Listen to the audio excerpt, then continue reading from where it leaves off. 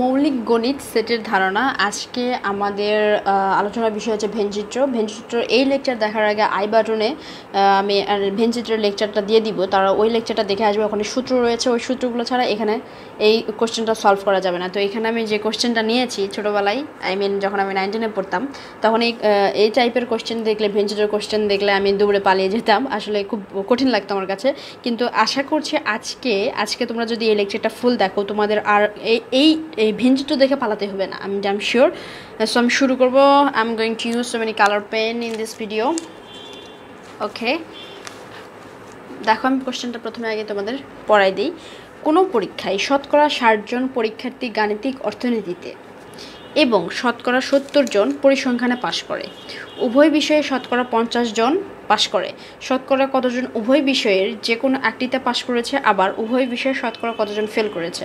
এই বিষয়ে এই অঙ্কটা দিয়ে আমাদের ভেনচিত্রর আগে আমার 2টা লেকচার ছিল। যারা আগের লেকচারগুলো দেখেছো এই ভেনচিত্র নিয়ে, তাদের এই লেকচারটা স্কিপ করতে পারো। ভিডিও কোয়ালিটি খারাপ থাকার কারণে আমি এই লেকচারটা রিপিট করছি। আচ্ছা, আর এই অধ্যায়ের এই ভেনচিত্রের একটা সূত্রের লেকচার আছে, যেটা আই বাটনে তোমরা পেয়ে যাবে। ওটা দেখে আসো, তাছাড়া কিন্তু এটা বুঝতে খুব প্রবলেম হবে। তো প্রথমে আমরা অঙ্কটাকে সাজাবো। তো আমাদের বিষয় রয়েছে এখানে গাণিতিক অর্থনীতি। আমাদের বিষয় কোনটা? আমাদের বিষয় হচ্ছে একটা গাণিতিক অর্থনীতি, এবং আমাদের একটা বিষয় হচ্ছে পরিসংখ্যান। এই দুইটা বিষয়ে আমাদের কাজ করতে হবে। তো দেখো আমি প্রথমে কি করব, ধরে নিব। সমাধানে আমরা চলে যাচ্ছি। তো প্রথমে আমরা এখানে লিখব যে ধরি গাণিতিক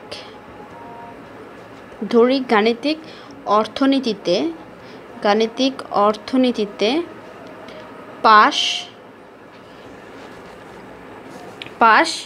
পরীক্ষার্থীর সেট এ, ঠিক আছে, এবং পরিসংখ্যানে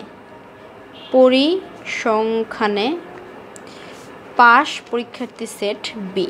প্রথম লাইনে আমরা দেখেছি যে কোনো পরীক্ষায় শতকরা 60 জন পরীক্ষার্থী গাণিতিক অর্থনীতিতে এবং শতকরা 70 জন পরীক্ষার্থী পরিসংখ্যানে পাশ করেছে।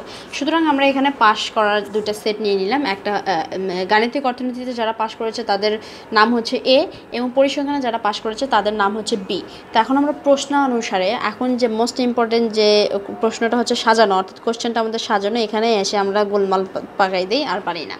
এখন আমরা তাকাবো প্রথম লাইনটার দিকে, যে কোনো পরীক্ষায় শতকরা 60 জন পরীক্ষার্থী গাণিতিক অর্থনীতিতে এবং শতকরা 70 জন পরীক্ষার্থী পরিসংখ্যানে পাশ করেছে। তার মানে এখানে পাশ করার কথা বলা হয়েছে, তাহলে পাশ করা গাণিতিক অর্থনীতির সেট কত আমাদের এ।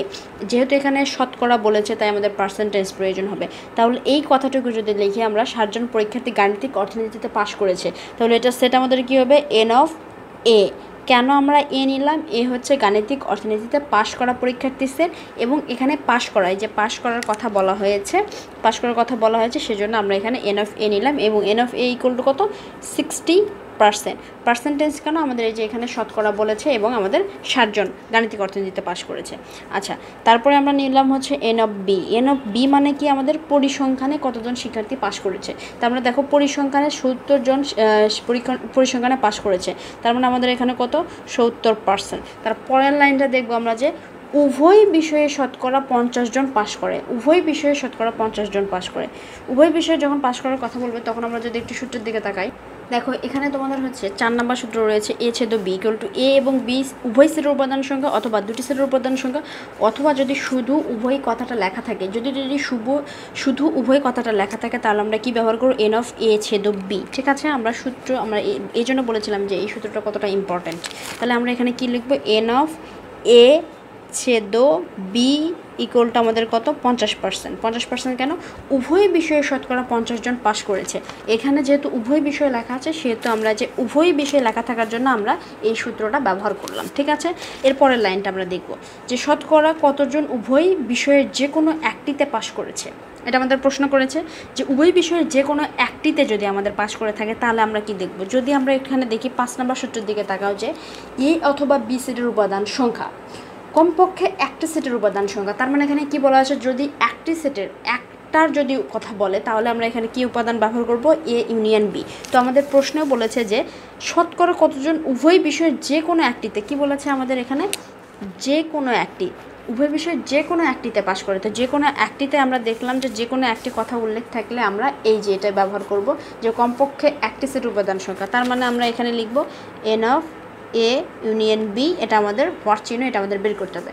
তারপরে লাইনে আমরা কি বলেছে, আবার উভয় বিষয়ে শতকরা কতজন ফেল করেছে। তার মানে আবার আসছে আমাদের উভয় বিষয়ে আমাদের শতকরা কতজন ফেল করেছে। তার মানে কি এতেও পাস করেনি, বিতেও পাস করেনি, কোনোটাতেই পাস করেনি, উভয় বিষয়ে কী করেছে, ফেল করেছে। ভালো করে বোঝো যে আবার উভয় বিষয়ে শতকরা কতজন ফেল করেছে, তার মানে কি তারা এতেও পাস করেনি, আমরা বিতেও পাস করেনি। তো আমরা এখানে ধরে নিয়েছিলাম যে এতে যারা পাস করেছে তাদের হচ্ছে সেট হচ্ছে এ, মানে গাণিতিক অর্থনীতি পরিসংখ্যানে যারা পাস করেছে তাদের সেট বি। এখন যারা একটাতেও পাস করেনি দেখো তাদের কি হবে যদি আমরা দেখাই। দেখো এখানে যে 8 নম্বর সূত্রতে আমাদের লেখা আছে যে এ পূরক ছেদ বি পূরক, এ ও বি কোনো সেটের উপাদান নয় তাদের সংখ্যা। তার মানে কি এরা হচ্ছে কোথাও পাস করেনি। যদি কোথাও পাস না করে থাকে, এতেও পাস করেনি, বিতেও পাস করেনি, তার মানে হচ্ছে আমরা এই সূত্র ব্যবহার করব যে এ এবং বি কোনো সেটের উপাদান নয়, এরা কোনোটাতেও নাই, এতেও নাই, বিতেও নাই। এ তো হচ্ছে পাস করা শিক্ষার্থীর সংখ্যা, তার মানে এরা এতেও নাই, বিতেও নাই, তার মানে এরা এ পূরক ছেদ হচ্ছে বি পূরক। এটা হচ্ছে আমাদের বের করতে হবে। এইটুকু সাজানোই কিন্তু আসলে আসল ব্যাপার। তোমরা যদি এইটুকু সাজাতে পারো তাহলে কিন্তু পুরো অঙ্কটা হয়ে গেছে। তো আমি আবার প্রথম থেকে বলি যে কোনো পরীক্ষায় শতকরা 60 জন পরীক্ষার্থী গাণিতিক অর্থনীতি এবং শতকরা 70 জন পরীক্ষার্থী পরিসংখ্যানে পাশ করে। তাহলে আমরা দুইটা সাবজেক্ট আমাদের, একটা হচ্ছে গাণিতিক অর্থনীতি, একটা হচ্ছে পরিসংখ্যান। তো এই দুইটা বিষয় আমাদের পাশ করেছে 60 জন এবং 70 জন। সুতরাং আমরা পাশ করা পরীক্ষার্থীর সেট নিয়েছি এ এবং বি। গাণিতিক অর্থনীতিতে যারা পাশ করেছে তাদের সেট এ, এবং যারা পরিসংখ্যানে পাশ করেছে তাদের সেট আমরা ধরেছি হচ্ছে এখানে বি। তারপরে বলেছে যে উভয় বিষয়ে, এখানে আমাদের কিওয়ার্ড যে উভয় বিষয়ে শতকরা 50 জন পাস করে। তাহলে উভয় বিষয়ে যখন শতকরা 50 জন পাস করে, যখন উভয় বিষয়ে কথা উল্লেখ থাকে তখন আমরা এই যেমন ছেদ চিহ্ন ব্যবহার করি। তো 50 জন পাস করেছে, শতকরা যেহেতু সেহেতু 50%। তারপরে শতকরা কতজন উভয় বিষয়ে যে কোনো একটিতে পাস করেছে, তার উভয় বিষয়ে বলা থাকে, কিন্তু এখানে বলেছি কি যে কোনো একটিতে। যদি আমাদের যে কোনো একটিতে কথা বলা থাকে যে তাহলে আমরা এখানে এই যে এই চিহ্ন ব্যবহার করব, এটা কি ইউনিয়ন চিহ্ন। তারপরে দ্বিতীয় নম্বর কোশ্চেন আমাদের যেটা বলা হচ্ছে আবার উভয় বিষয়ে শতকরা কতজন ফেল করে। তার মানে কি এতেও পাস করেনি, বিতেও পাস করেনি। এ এবং বি আমাদের হচ্ছে পাস করা পরীক্ষার্থীর সেট। তার মানে বলেছে এই দুইজন মানে এরা এতেও পাস করেনি, বিতেও পাস করেনি, তার মানে এর থেকে বাদ চলে যাবে। তো এর থেকে বাদ যাওয়ার জন্য আমরা পূরক ব্যবহার করি, এ পূরক, তার মানে এতে পাস করেনি, বি পূরক, তার মানে বিতে পাস করেনি। আর যদি সাধারণভাবে তোমরা এখান থেকে চিন্তা করো যে এ এবং বি কোনো সেটের উপাদান নয়, অর্থাৎ এরা ফেল করেছে। আমরা পাস করার পরীক্ষার্থীর সংখ্যা ধরেছি কিন্তু এরাও করেছে ফেল। ঠিক আছে, এইটুকুতে কোনো সমস্যা থাকার কথা না। এখন আমরা মেন অঙ্কে চলে যাই। তো আমাদের এটা বের করতে হবে। তো দেখো আমরা যদি এটা বের করতে চাই, অঙ্কটা যদি আমরা সলভ করতে যাই, যদি 1 নম্বর হিসেবে আমরা এটা বের করতে যাই n of A union B. তো n of A union B এর আমাদের অবশ্যই সূত্র রয়েছে। দেখো আমরা সেই সূত্রের কাছে এখন আমরা চলে যাব যে n of A union B এর যে সূত্রটা রয়েছে এখানে, আমরা সেই সূত্রটা এখানে কী করব, লিখে নেব যে n of A plus n of B, তারপরে মাইনাস এন অফ এ ছেদ বি। ঠিক আছে, এখন আমরা একটু লক্ষ্য করবো যে এই সবগুলো মান দেওয়া আছে কিনা। এন অফ এর মান দেওয়া আছে, এন অফ বি এর মান দেওয়া আছে, এন অফ এ ছেদ বি এর মান দেওয়া আছে। তার মানে এটা আমরা এখন লিখতে পারবো। এন অফ এর মান কত 60 প্লাস বি এর মান হচ্ছে 70, 60 প্লাস 70 মাইনাস হচ্ছে আমাদের কত 50। ঠিক আছে, এখন এরকম এটাকে সেকেন্ড ব্র্যাকেট দিয়ে আমরা পার্সেন্টেজ দিয়ে দিই, যেহেতু আমাদের পার্সেন্টেজ রয়েছে। তারপরে এটা যোগ করলে হবে 130 মাইনাস হচ্ছে 50% ইকুয়াল টু হবে আমাদের 80%। যেহেতু আমাদের এখানে পার্সেন্টেজ রয়েছে সুতরাং পার্সেন্টেজটা আমাদের আনা জরুরি। তারপর 2 নম্বরটা আমরা এখন সলভ করব। দেখো 2 নম্বরটা, আচ্ছা আমি এখানেই সলভ করি। 2 নম্বর আমাদের বলেছে কি এন অফ এ পূরক ছেদ বি পূরক। তো এটার জন্য আমরা কি সূত্র রয়েছে আমরা যদি একটু তাকাই আমাদের সূত্রের জায়গাতে, যে এন অফ এ ছেদ বি পূরক। তো আমাদের এটার জন্য আমরা জানি যে এখানে আমাদের 3টা সূত্র রয়েছে। এখন আমাদের প্রশ্নের সাথে মিলাতে হবে যে কোন সূত্র দিয়ে আমরা কাজ করতে পারবো।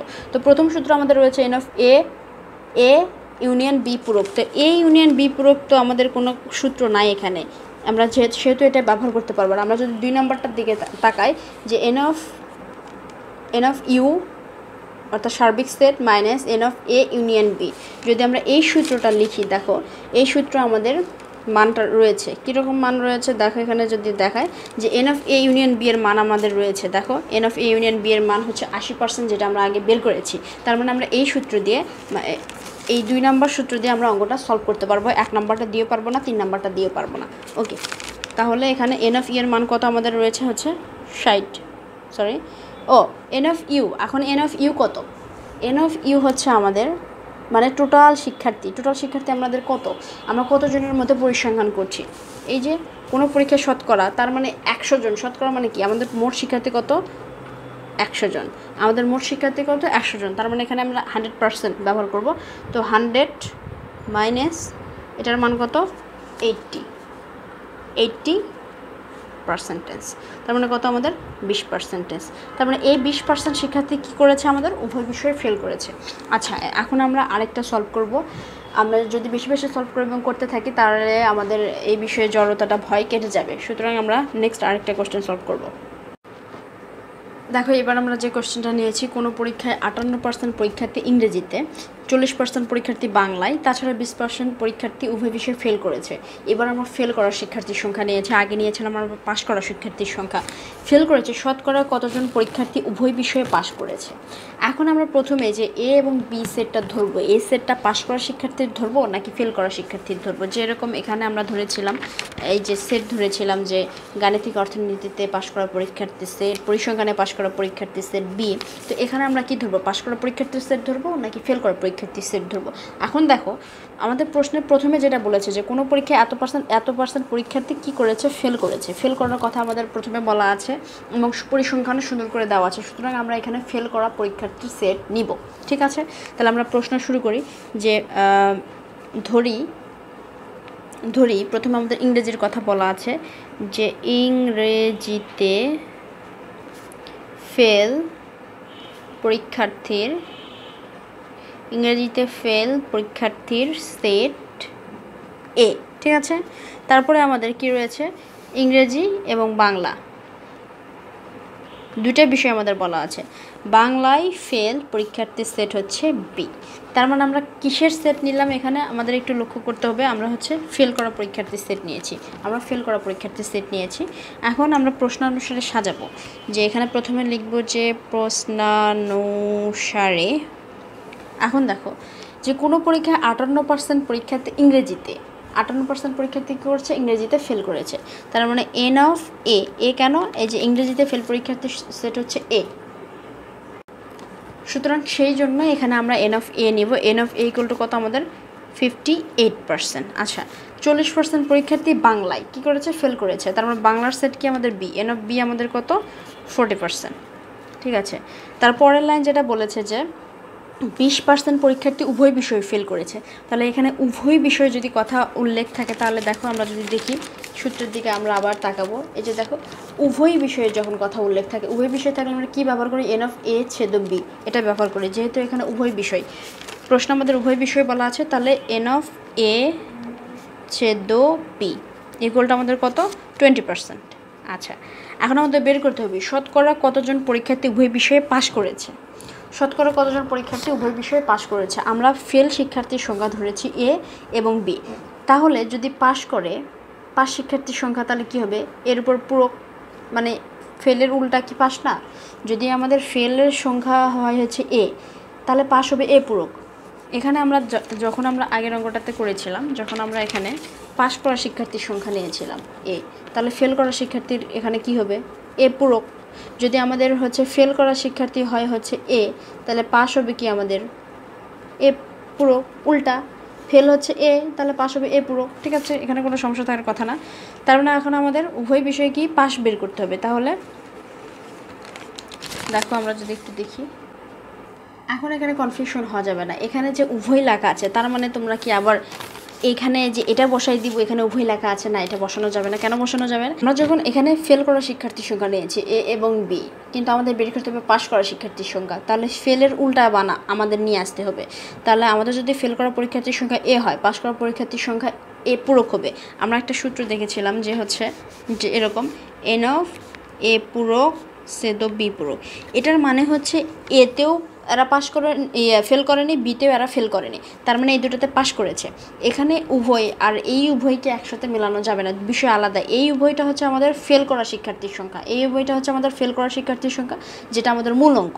আর আমাদের বের করতে বলছে হচ্ছে পাস করা পরীক্ষার্থীর সংখ্যা। আমাদের বের করতে বলা হয়েছে কি পাস করা উভয় বিষয়ে পাস করা শিক্ষার্থীর সংখ্যা। তার মানে তারা এতেও ফেল করে নাই, এতেও ফেল করে নাই, মানে কি এ পূরক হবে, বিতেও ফেল করে নাই মানে বি পূরক হবে। আমরা যদি প্রশ্নের দিকে তাকাই, এই যে এখানে এ পূরক ছেদ বি পূরক, এ এবং বি সেটের উপাদান নয়, এবং বি সেটের উপাদান নয়, তাদের সংখ্যা হবে যে এরকম দেখতে। তাহলে এটা আমাদের হওয়ার চিহ্ন।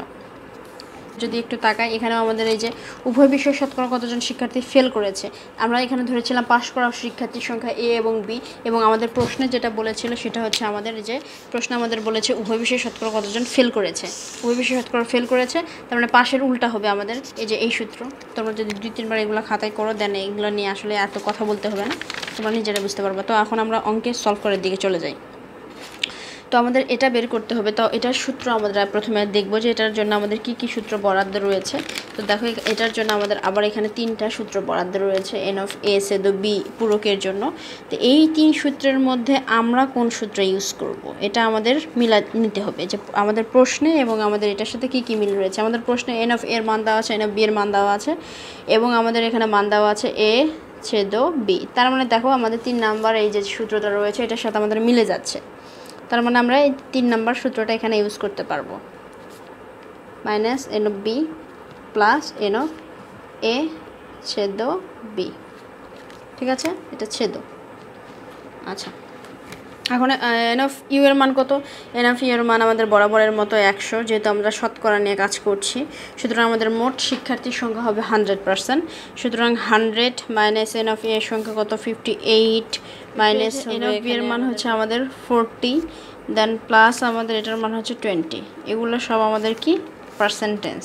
তার মানে আমরা 100 এবং 20 এই দুটো যোগ করতে পারবো। 100 সামনে প্লাস চিহ্ন, 20 সামনে প্লাস চিহ্ন, তার মানে হচ্ছে আমাদের 120, মাইনাস হচ্ছে আমাদের হচ্ছে 58 এবং 40 আমাদের যোগ করতে হবে। দুটোর সামনে মাইনাস চিহ্ন থাকলে যোগ হয়, কিন্তু সামনে চিহ্ন বসে হচ্ছে মাইনাস।